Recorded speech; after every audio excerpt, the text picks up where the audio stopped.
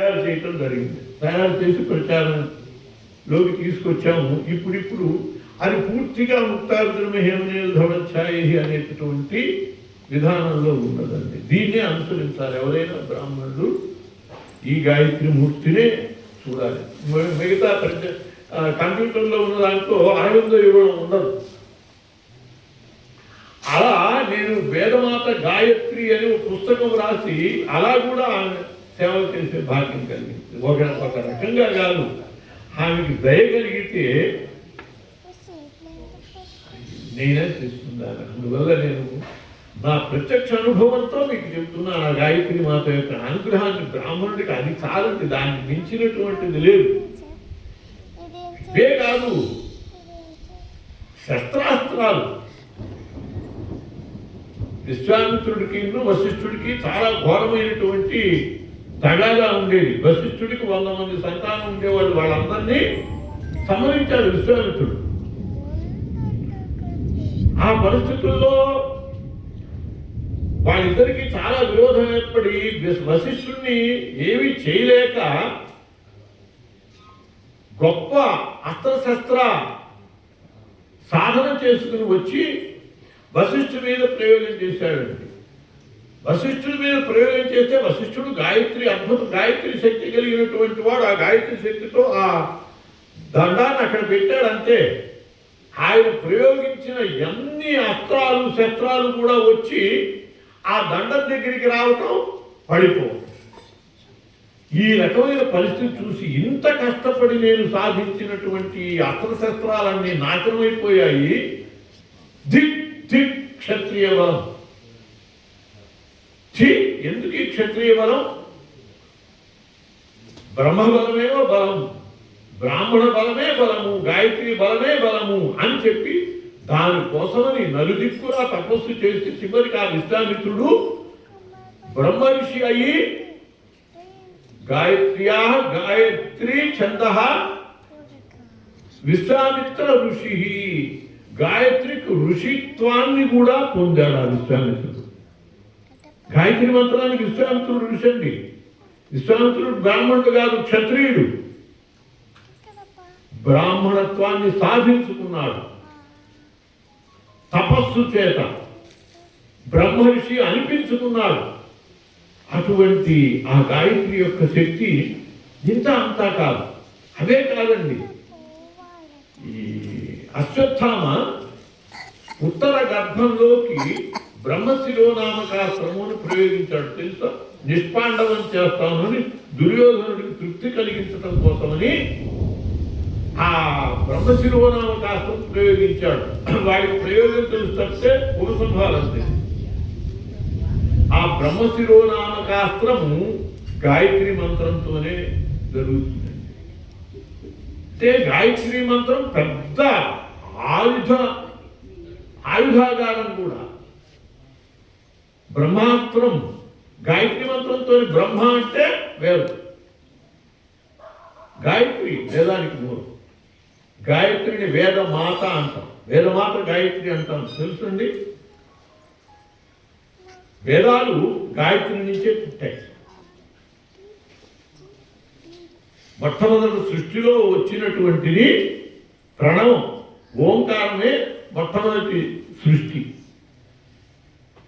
ఓంకారశ్చాశబ్దశ్చ ద్వావేదో బ్రహ్మణం పురా కంఠం భిత్వా వినిర్యాతం తస్మాన్ మాంగళికాభో. బ్రహ్మదేవుడి కంఠం నుంచి మొట్టమొదట వచ్చినది ఓంకారం.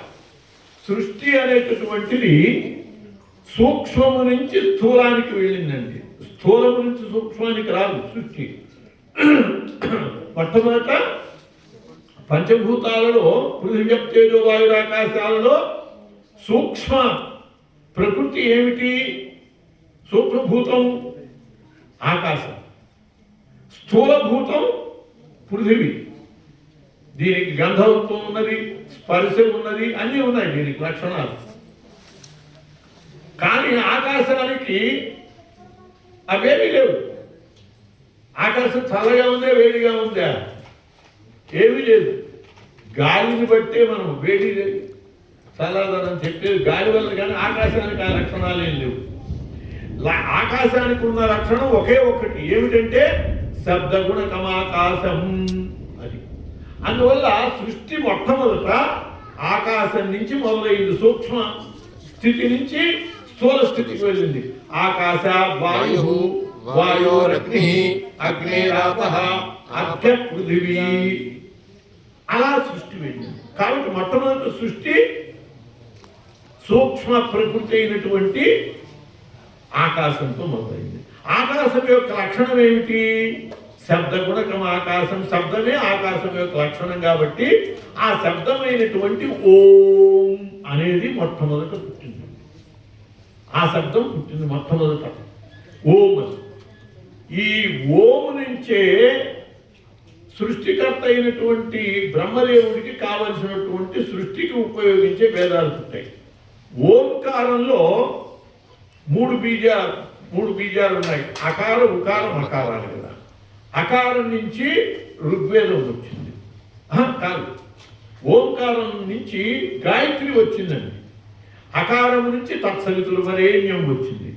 ఉకారం నుంచి భర్గోదేవస్య ధీమహి వచ్చింది. మకారం నుంచి ధియో యో నః ప్రచోదయాత్. ఆ గాయత్రిలో తత్సవితుల వరేణ్యం నుంచి ఋగ్వేదం వచ్చింది. భర్గోదేవస్య ధీమహి నుంచి యజుర్వేదం వచ్చింది. ధియో యో నః ప్రచోదయాత్ నుంచి సామవేదం వచ్చింది. కాబట్టి ఈ మూడు పాదాల నుంచి గాయత్రిలో ప్రణవంలో ఉన్న మూడు దళాల నుంచి గాయత్రి మంత్రము యొక్క మూడు పాదాలు వచ్చాయి. ఆ మూడు పాదాల నుంచి మూడు వేదాలు వచ్చాయి. మొట్టమొదట మూడు వేదాలే ఉండేవండి. ఇది వేదస్త్రయస్త్రయీ. వేద ధర్మాల్ని త్రయీ ధర్మములు అనేవాడు. త్రయీ అంటే ఋగ్యజు సామములు అని మూడు వేదాలే ఉండేవి. ఆ తరువాత వచ్చేది నాలుగో వేదం, అధర్వణ వేదం. మరి ఈ అధర్వణ వేదానికి మూలం ఏమిటి అంటే ఓంకారంలో ఉన్నటువంటి అనురణన ధ్వని నుంచి అకారం ఉకారం మకారాలు ఓ. ఈ ఓం తర్వాత మనం అనురణన ధ్వని వస్తుంది. ఓం అని అనురణన ధ్వని వస్తుందే, దాని నుంచి గాయత్రి మంత్రము యొక్క నాలుగవ పాదం వచ్చింది. గాయత్రి 4 పాదాలండి. 4వ పాదము పరోరజసి సావధోం అనేది గాయత్రి యొక్క 4వ పాదం. అది కేవలం సన్యాసులకు మాత్రమే సంబంధించింది. గృహస్థులకి 3 పాదాలే. అందువల్ల అసలు మొత్తాన్ని 4వ పాదం వచ్చింది కాబట్టి పరోరజసి సావధోం వచ్చి ఆ 4వ పాదం నుంచి అధర్వణ వేదం వచ్చింది. ఆ విధంగా వేదాలు మొత్తం దేని నుంచి వచ్చాయి?